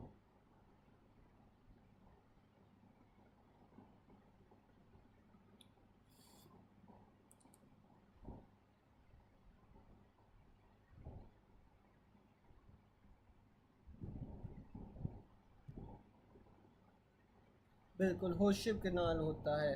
और होशिप कनाल को आपस में कौन सी चीज़ें कनेक्ट कर रही होती हैं?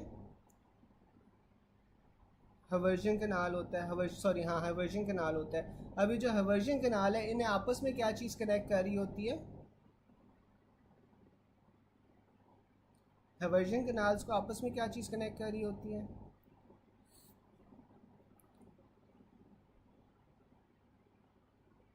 बिल्कुल, वो वोकमैन कनाल होता है। फिर आपके पास आ जाती है which of these is associated with new bone formation, तो आपके पास वो ऑस्टियोब्लास्ट आ जाते हैं। Regarding compact bone circumferential lamella form osteon, which it also comes as which of the following cells has variable life, तो जो ऑस्टियोक्लास्ट होती है उनकी वेरिएबल लाइफ होती है।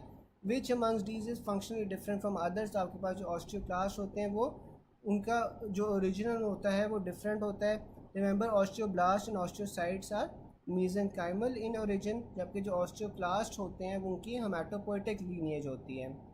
फिर आ जाता है which hormone causes osteoclast to reabsorb bone, तो आपके पास वो पैराथायरॉयड हार्मोन आ जाता है। Conversion of chondrocytes to osteocytes आपके पास किस तरह हो रही होती है, ग्रोथ हार्मोन से हो रही होती है।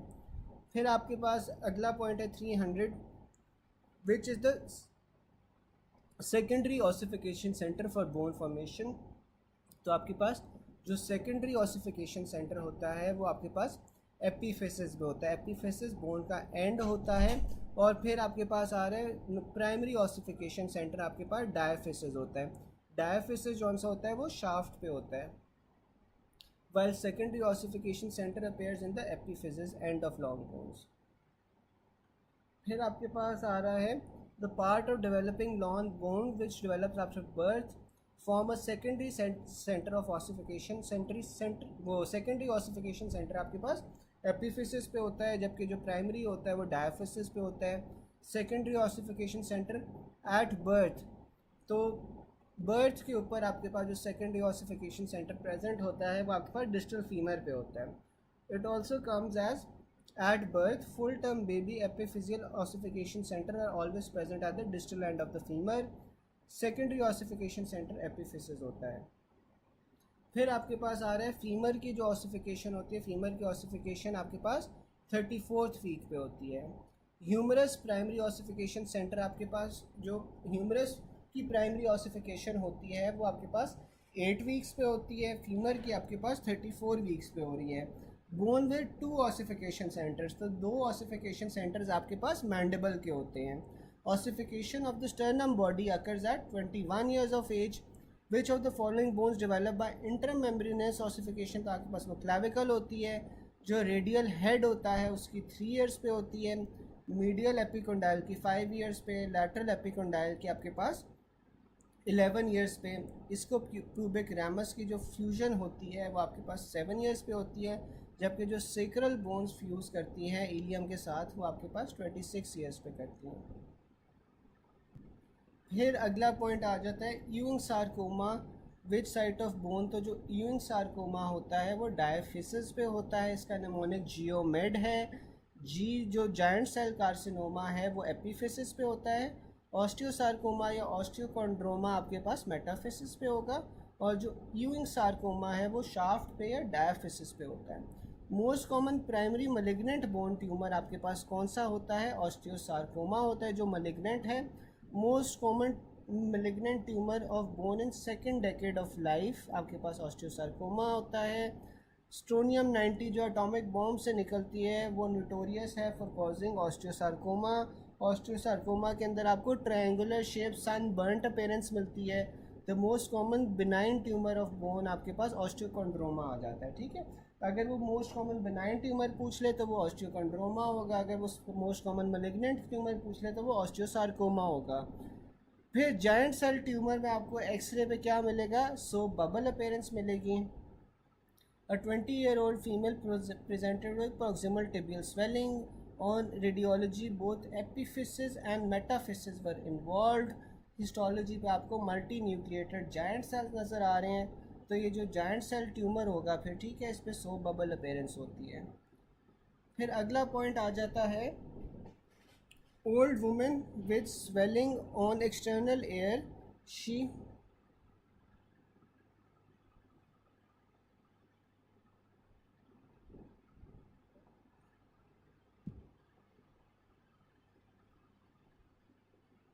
एक सेकेंड,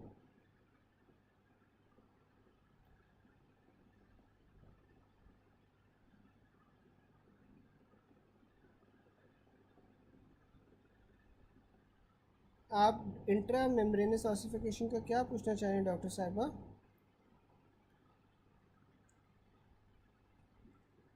जो आपके पास इंट्रा मेम्ब्रेनस ऑसिफिकेशन होती है उसका बेसिकली मतलब यही है कि ये जौन सी है ना, इसके अराउंड एक मेम्ब्रेन होती है या कनेक्टिव टिश्यू होता है जिसके अराउंड ना आपके पास ये ऑसिफिकेशन हो रही होती है।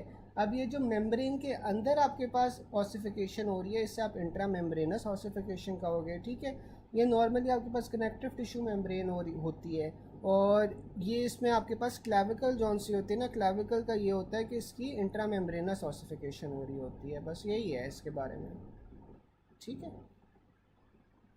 फिर आपके पास आ रहा है कि old women with swelling on external ear, she also है gout with negative birefringent type crystals, तो ये आपके पास मोनोसोडियम यूरेट क्रिस्टल्स आ जाते हैं।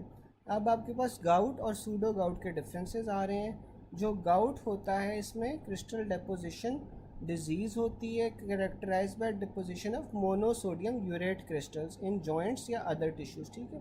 तो गाउट के अंदर आपके पास मोनोसोडियम यूरेट क्रिस्टल्स होते हैं जो जॉइंट्स या बाकी टिश्यूज़ के अंदर पाए जाते हैं। इसमें जो सबसे कॉमन साइट होती है वो फर्स्ट मेटाटार्सोफेरेंजियल जॉइंट होता है, ठीक है। और इस कंडीशन को हम पोटैग्रा भी कहते हैं, पोटैग्रा कहते हैं। इसमें आपके पास जो क्रिस्टल्स होते हैं वो नीडल लाइक होते हैं और नेगेटिव बायफ्रिंजेंस होती है। अगर आप ऊपर वाला सिनेरियो भी देखो तो उसमें आपके पास क्या है कि गाउट है, नेगेटिव बायफ्रिंजिंग क्रिस्टल्स हैं, मोनोसोडियम यूरेट क्रिस्टल्स हैं, तो ये आपके पास गाउट का सिनेरियो है। फिर आपके पास इसमें ट्रीटमेंट क्या होती है कि जो अक्यूट गाउट होता है, अक्यूट गाउट के अंदर आपने एनसेड्स देने हैं, कॉल्चिसिन देनी है और स्टीरॉयड्स देने हैं। जबकि आपके पास जो क्रॉनिक गाउट है, क्रॉनिक गाउट के अंदर आपने एलोप्यूरिनॉल और फिबक्सोस्टैट देनी है। अच्छा, फिर आपके पास मुझे कोई बता सकता है कि जो एलोप्यूरिनॉल होती है इसका मैकेनिज़्म ऑफ एक्शन क्या होता है? एलोप्यूरिनॉल किस एंजाइम को ऊपर जाके एक्ट कर रही होती है, तो मुझे बता सकते हैं चैट बॉक्स में। फिर आपके पास सूडो गाउट आ जाता है। जो सूडो गाउट होता है इसमें आपके पास क्या होता है, क्रिस्टल डिपोजिशन डिजीज़ है characterized by the deposition of calcium pyrophosphate deposition crystals with in the articular cartilage. इसमें जो सूडो गाउट की सबसे कॉमन लोकेशन होती है वो एंकल होती है। इसमें आपके पास बिल्कुल ज़ैंथीन ऑक्सीडेज इनहिबिटर होता है, ज़ैंथीन ऑक्सीडेज इनहिबिटर होता है जो एलोप्यूरिनॉल होता है। फिर आपके पास जो सूडो गाउट है इसमें आपके पास रोम्बॉइड शेप्ड क्रिस्टल्स होते हैं और ये पॉजिटिव बायफ्रिंजेंस होती है इनमें। इसकी ट्रीटमेंट क्या है, एनसेड्स देने हैं, कॉल्चिसिन देनी है और स्टीरॉयड्स देने हैं। फिर आपके पास आ रहा है A 50-year-old man is awakened in the middle of the night with acute pain and tenderness on right knee, ठीक है। He has low grade fever, उसकी नी हॉट टेंडर स्वोलन है। एनालिसिस किया है आपने राइट नी का जिसमें आपको ल्यूकोसाइड 70,000 मिले हैं, न्यूट्रोफिल्स मिले हैं 75%। क्रिस्टल एनालिसिस में आपको नेगेटिव बायफ्रिंजेंस मिली है। नेगेटिव बायफ्रिंजेंस आपके पास गाउट के साथ एसोसिएटेड थी। ग्राम स्टेनिंग पे नेगेटिव है, तो ये आपके पास अक्यूट गाउट का सिनेरियो है। और अक्यूट गाउट के अंदर आपने एनसेड्स, कॉल्चिसिन और साथ में स्टीरॉयड्स देने हैं। A lady presented with swollen first metacarpal pharyngeal joint. The swelling is tender and red.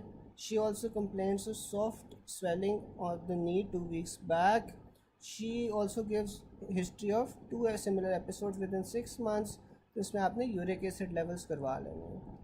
फिर आपके पास अगला पॉइंट आ रहा है सिस्टेमिक लूपस एरिथमेटोसिस में आपने इन्वेस्टिगेशन क्या करवानी होती है, एंटी DSDNA करवाना होता है। अब आपके पास सबसे पहले आ रहा है एंटी माइटोकॉन्ड्रियल एंटीबॉडीज़ या AMAs। अब जो एंटी माइटोकॉन्ड्रियल एंटीबॉडीज़ हैं वो आपके पास किस कंडीशन में ज़्यादा होती हैं, प्राइमरी बिलरी सिरोसिस में ज़्यादा होती हैं, ठीक है। प्राइमरी बिलरी सिरोसिस में ये ज़्यादा होती हैं। फीमेल्स में कोलिस्टेसिस, पोर्टल हाइपरटेंशन में AMAs आपने करवानी है। Anti microsomal and anti thyroglobulin antibodies आपके पास हाशिमोटो थायरॉइडाइटिस में ज़्यादा होती हैं। एंटी ट्रांसग्लूटामिनेज या एंटी ग्लाइडिन या एंटी एंडोमाइसियल एंटीबॉडीज़ जो सी हैं वो आपके पास सीलिएक डिजीज़ में ज़्यादा होती हैं। फिर एंटी एसिटाइलकोलिन रिसेप्टर्स आपके पास मायस्थीनिया ग्रेविस में होंगे। फिर एंटी कार्डियोलिपिन और लूपस एंटीकोगुलेंट आपके पास एंटी फॉस्फोलिपिड सिंड्रोम में ज़्यादा होंगे। एंटी SSA, एंटी SSB आपके पास जो से एंटी रो और एंटी लाब जिन्हें आप कहते हो वो शॉगरन सिंड्रोम में होते हैं। एंटी हिस्टोन आपके पास जो सी होती हैं वो ड्रग इंड्यूस लूपस में होती हैं। एंटी स्मूथ मसल एंटीबॉडीज़ आपके पास ऑटोइम्यून हेपेटाइटिस टाइप 1 में होती हैं। एंटी रो और एंटी ला आपके पास शॉगरन सिंड्रोम के लिए होती हैं। एंटी जो 1 एंटीबॉडीज़ जो सी होती हैं वो पोलियो में होती हैं, ठीक है। पोलियो में एंटी जो 1 है। फिर आपके पास एंटी SCL जो सी 70 होती हैं वो डिफ्यूज़ क्यूटेनियस सिस्टेमिक स्क्लेरोसिस में होती है। और जो एंटी सेंट्रोमियर एंटीबॉडीज़ हैं वो आपके पास लिमिटेड क्यूटेनियस सिस्टेमिक स्क्लेरोसिस में होती हैं। सबसे पहले आपके पास शॉगरेन सिंड्रोम आ रहा है। शॉगरेन सिंड्रोम में प्रेजेंटेशन कैसी होगी? ड्राई माउथ होगा, ड्राई आइज़ होंगी, पेरोटिड स्वेलिंग होगी, डिस्फेजिया होगा, एक्सरे पे आपको फाइब्रोसिस मिलेगा। तो ये सारी चीज़ें आपके पास शॉगरेन सिंड्रोम में आ जाती हैं। अब जो शॉगरेन सिंड्रोम है वो उसमें जेरोस्टोमिया, केराटिटिस, ड्राई आइज़, ये सारी शॉगरेन सिंड्रोम में आती हैं। शॉगरेन सिंड्रोम में आपके पास anti S S A, anti S S B या anti Ro, anti La antibodies जो सी हैं वो प्रेजेंट होती हैं। फिर आपके पास आ रहा है जो शॉगरेन सिंड्रोम है ना, वो कॉमनली एसोसिएटेड रूमेटाइड आर्थराइटिस के साथ होता है।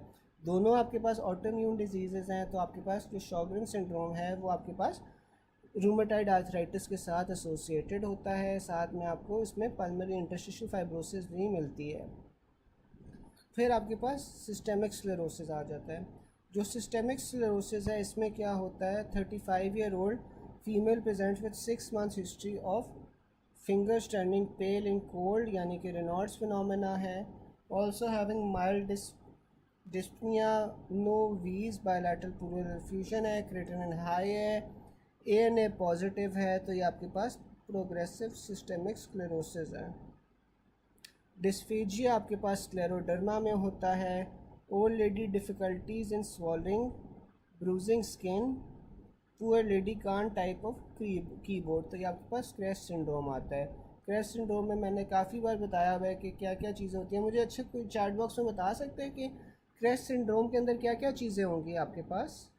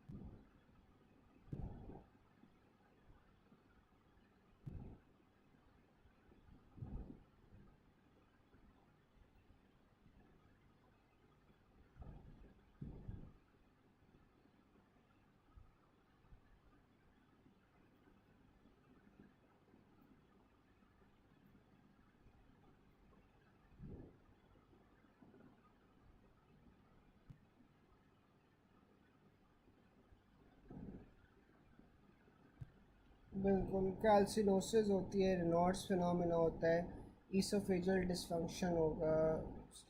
बिल्कुल ठीक है।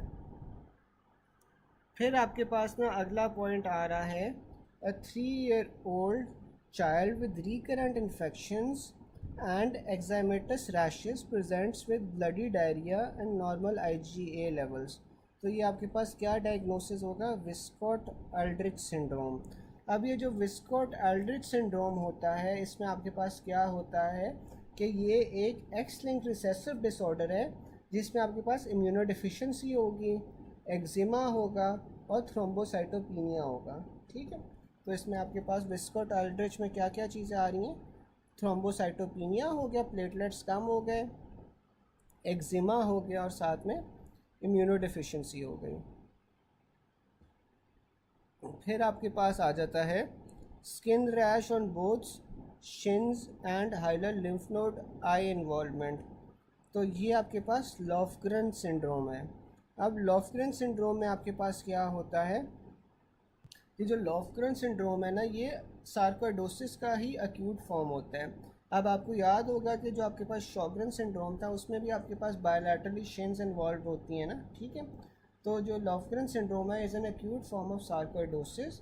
इसमें आपके पास इन्फ्लेमेशन होती है और मल्टीपल एरियाज़ पे ग्रैनुलोमास बन जाते हैं। इसमें आपके पास एरिथीमा नोडोजम होगा, बायलैटरल हाइलर लिम्फेडिनोपैथी होगी और साथ में माइग्रेटरी पोलीआर्थराइल्जिया होगा। ठीक है, जिसमें आपके पास पेन होगी मल्टीपल जॉइंट्स में जो एक जगह से दूसरी जगह पे मूव करती है। ठीक है, तो ये आपके पास लॉफग्रेन सिंड्रोम होता है।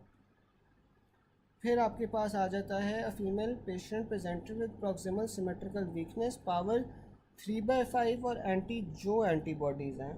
ठीक है। What other features are likely to be associated with it, तो ये आपके पास स्किन रैश होती है। एंटीबॉडीज़ हमने किस में पढ़ी थी, ऊपर पोलियोमाइलाइटिस में पढ़ी थी। फिर आपके पास आ जाता है recurrent abortion test that should be done, तो आपके पास वो लूपस एंटीकोगुलेंट होता है। Investigation for primary biliary cirrhosis क्या होती है, anti mitochondrial antibodies. A woman has presented with dysphagia and worsening for 3 months now, difficult for her to swallow pudding. On examination, neck surgeon notices enlarged lymph nodes on the side of the neck, तो ये आपके पास CA esophagus है। Phospholipid cardiolipin आपके पास कहाँ पे present होती है, mitochondrial membrane के अंदर। ऑटो इम्यून पैंक्रेटाइटिस में आपके पास IgG लेवल्स कौन से हैं, वो ज़्यादा हो जाएंगे। ठीक है, ऑटो इम्यून है ना, तो इसमें आपके पास एंटीबॉडीज़ कौन सी ज़्यादा होंगी, IgG एंटीबॉडी ज़्यादा हो जाएंगी। ठीक है, यहाँ तक किसी को कोई क्वेश्चन हो या कोई चीज़ ना समझ आई हो या कोई चीज़ रिपीट करनी हो तो बता दें।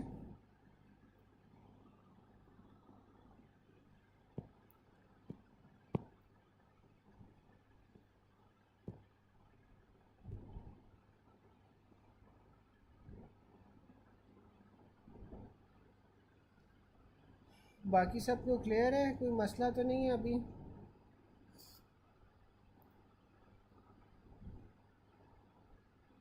यहाँ तक कोई प्रॉब्लम तो नहीं है किसी को।